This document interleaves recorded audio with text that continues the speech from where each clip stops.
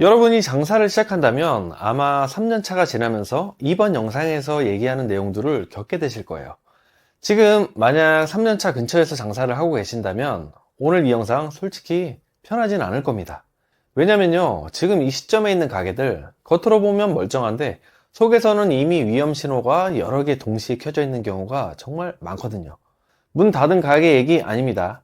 장사 안 되는 가게 얘기도 아니에요. 지금도 불 켜져 있고 배달 주문 알림 울리고 주방에서는 사장님이 계속 불 앞에 서 있는 그 가게들 얘기입니다. 근데 사장님들은 요즘 이런 말을 해요. 망하진 않을 것 같은데 이상하게 너무 불안해요. 이 말이 나오기 시작하면 이미 3년차 구간에 들어온 겁니다. 근데 왜 하필 3년차일까요? 통계적으로 창업 후 3년을 버티는 확률보다 3년에서 5년 사이 무너질 확률이 더 높다는 사실 알고 계신가요? 더 무서운 얘기 하나 해볼게요. 지금 양도양수 시장에서 나와 있는 가게들 가만히 보면 3년차 전후 비중이 유독 높습니다. 이 가게들의 특징이 뭔지 아세요? 장사 안 되는 가게 아니고요. 입지 나쁜 가게 아니고요. 손님 없는 가게도 아닙니다. 오히려 저기 장사 잘 되잖아, 이 말을 듣던 가게들이에요. 그런데도 사장님들은 가게를 내놓습니다. 권리금을 깎아서라도 탈출하고 싶어 하죠. 그 이유는 단순해요. 앞이 안 보이기 때문이에요. 그리고 이 가게를 또 누군가가 인수를 합니다. 누구요? 초보 창업자, 업종 변경 고민 중인 분들. 그래도 매출 나오는 가게잖아, 이미 3년이나 했으니까 안정적이겠지, 이렇게 생각하고 들어온다는 거예요. 근데 결과는 어떻죠? 시작하자마자 지옥입니다. 남들은 1년차, 2년차를 거쳐서 3년차에 서서히 맞는 그 문제들을 이분들은 인수와 동시에 한 방에 맞는 거예요. 그래서 요즘 양도양수 시장에서 폭탄 돌리기라는 말이 나오는 겁니다. 오늘 영상에서는 이 이야기를 하려고 합니다. 왜 하필 장사 3년차가 가장 많이 무너지는 시점인지, 내 가게가 이미 위험 구간에 들어와 있는지 아니면 방향만 바꾸면 살아남을 수 있는지, 매출 말고 진짜 봐야 할 게 뭔지 그걸 알려드리겠습니다. 이 영상을 끝까지 보고 나시면 머릿속에 막연한 불안 대신 구체적인 판단 기준이 남게 되실 거예요. 자, 이제 본격적으로 들어가 볼게요. 그럼 시작합니다. 장사 3년차의 가장 큰 특징은 문제가 안 보인다는 거예요. 1년차에는 문제가 너무 많아서 보입니다. 레시피도 꼬이고 손님 응대도 서툴죠. 2년차에는 문제가 계속 터져서 보입니다. 직원이 속썩이고 장비가 고장납니다. 근데 3년차에는요, 문제가 이제는 익숙해져서 더 이상 잘 안 보여요. 이게 제일 무서운 겁니다. 처음 장사 시작했을 때를 한번 떠올려 보세요. 손님 한 명 한 명 표정 다 살피고 음식 나갈 때마다 이거 괜찮을까? 계속 신경 썼죠. 컴플레인 하나 나오면 하루 종일 머릿속에서 맴돌았고 별점 하나 떨어지면 잠도 안 왔을 겁니다. 주방 바닥에 떨어진 쓰레기 하나, 테이블의 미세한 흔들림, 끈적임까지 다 잡아냈습니다. 근데 3년차쯤 되면 손은 자동으로 움직이고 눈은 둔해집니다. 이 정도면 괜찮아, 원래 이 동네는 다 이래, 아니 다들 이렇게 하잖아, 이 말들이 조금씩 늘어나기 시작해요. 이게 바로 사장 감각이 늙기 시작하는 순간이라는 거예요. 초심을 잃은 게 아니라 뇌가 생존을 위해 자극을 차단하는 건데 그게 장사에서는 독이 되는 거예요. 특히 프랜차이즈 그리고 홀, 배달, 포장을 다 하는 소위 3웨이 매장들, 이 구조는 1년 차에는 진짜 환상적입니다. 홀 손님도 제법 많은데다가 배달은 그냥 보너스처럼 느껴지거든요. 배달 수수료를 좀 내도 그래도 남네? 이 소리가 절로 나와요. 손익계산서를 열어보면 수치도 제법 잘 맞아떨어져요. 이때 되면 사장님은 분명 이렇게 생각합니다. 와, 이 아이템 선택 진짜 잘했네. 나 장사 체질인가? 근데 2년차부터는 분위기가 달라집니다. 근처에는 비슷한 경쟁점이 생기고 손님들의 호기심이 끝납니다.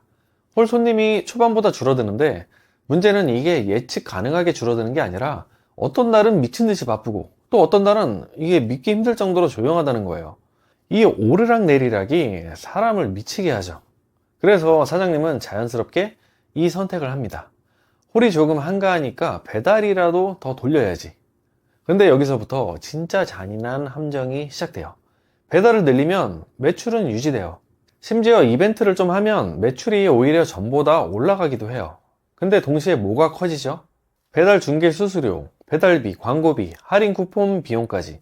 이 항목들은 매출이 늘수록 함께 기하급수적으로 커지는 비용이라는 거예요.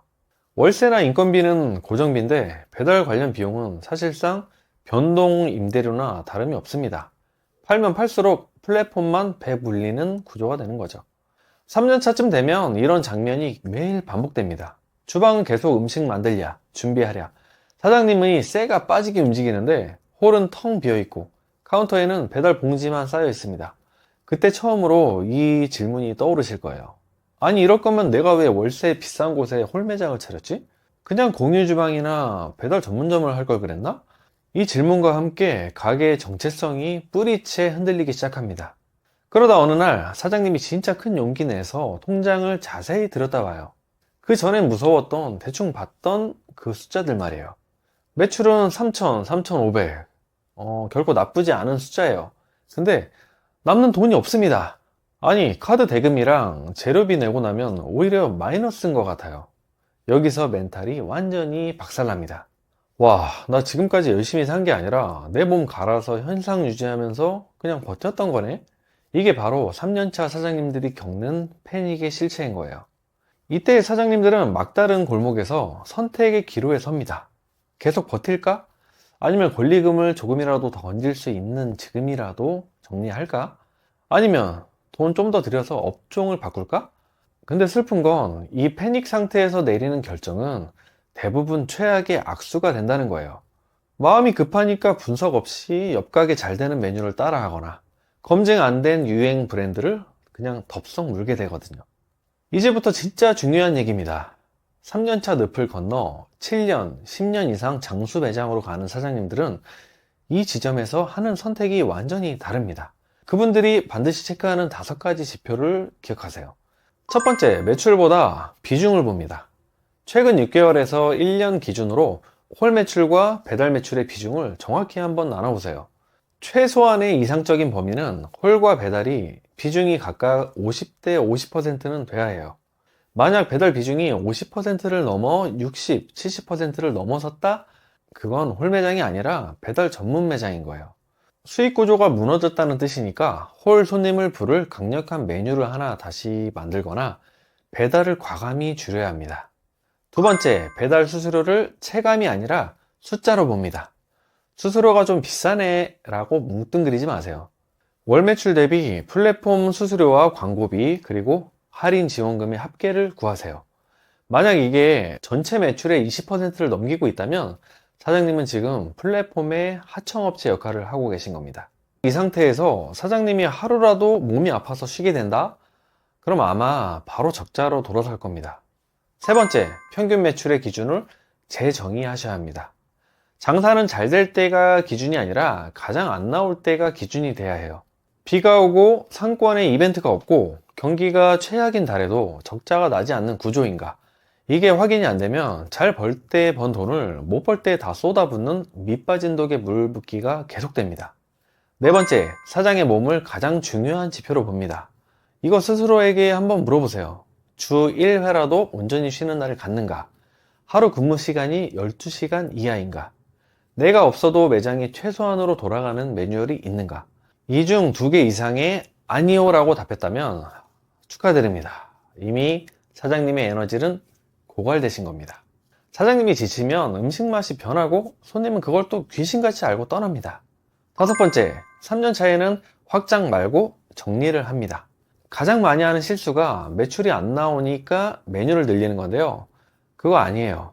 오히려 메뉴를 줄이고 피크타임에 배달 주문을 잠시 끄더라도 홀 서비스에 집중하고 동선을 단순화하려고 노력해야 돼요. 매출액 자체는 500만원 줄어들지 몰라도 식재료 폐기율과 인건비가 잡히면서 실제 사장님이 가져가는 순이익은 오히려 늘어나는 그런 기적을 보게 되실 거예요. 특히 요즘 같은 불경기, 고물가 시대는 더욱 말이죠. 마지막으로 오늘 이야기 전체를 한번 정리해 볼게요. 장사 3년 차는 망하는 시점이 아니에요. 착시가 거치는 시점인 거예요. 이거 절대 오해하지 마세요. 바쁨이 성공이 아니라는 것, 높은 매출이 실력이 아니라는 것, 무조건 확장이 답이 아니라는 것. 장사 3년 차는 이걸 처음으로 정면에서 마주하는 아주 고통스럽지만 또 귀한 시점이에요. 여기서 구조를 보는 사장님은 10년간은 노포가 되고 숫자에 속은 사장님은 다음 폭탄 돌리기의 주인공이 될 겁니다. 지금 이 영상을 보면서 아, 저거 우리 가게 얘긴데? 내 마음을 누가 훔쳐보고 하는 말 같네? 이 생각이 드셨다면 아직 늦지 않았습니다. 오히려 지금이 가장 좋은 타이밍이에요. 문제가 뭔지 알았으니까 이제 고치기만 하면 되잖아요. 그렇죠? 오늘 영상이 도움되셨다면 구독과 좋아요, 알림 설정 부탁드리고요. 사장님이 가게가 3년에서 멈추지 않고 지역의 명소가 되는 그날까지 진심으로 응원하겠습니다. 그럼 저는 다음 주에 더 유익한 영상으로 찾아뵙겠습니다. 감사합니다.